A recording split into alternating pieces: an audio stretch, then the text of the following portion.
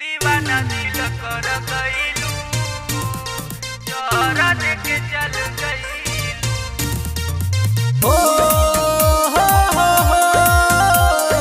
ला ला ला ला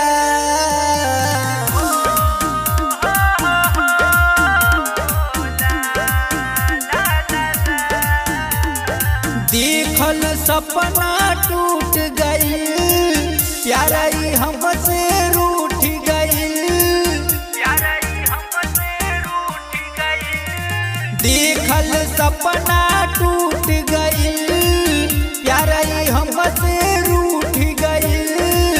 अखिया के सोझा रखली जे के आज हमसे दूर भइल।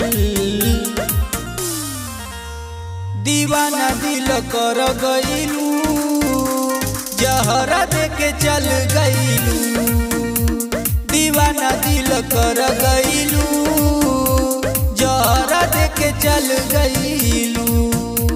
दीवाना दिल कर गइलू, तोहरा देके चल गइलू।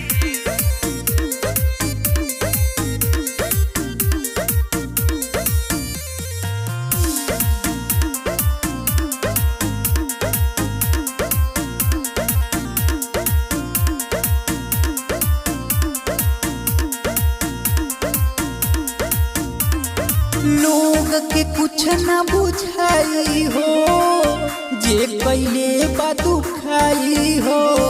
लोग के कुछ ना बुझाई हो, जे पहिले बदुखाई हो।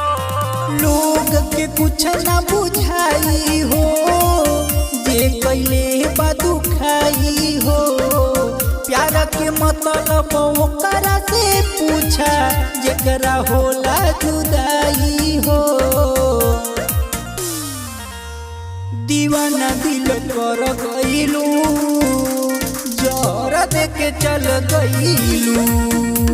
दीवाना दिल कर गइलू, जहरा देके चल गइलू।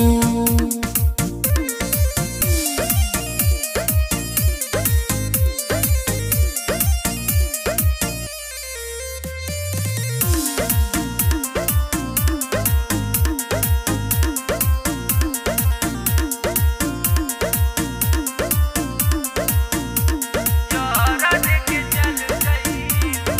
राज विशाल समझाई हो, नंदू दिल गोहराई हो। राज विशाल समझाई हो, नंदू दिल गोहराई हो। राज विशाल समझाई हो, नंदू दिल गोहराई हो। दिहलू धोखा रमेश के अपने, गइलू गोरी रोवाई हो। दीवाना दिल कर गइलू, जहरा देके चल गइलू। दीवाना दिल कर गइलू, जहरा देके चल गइलू।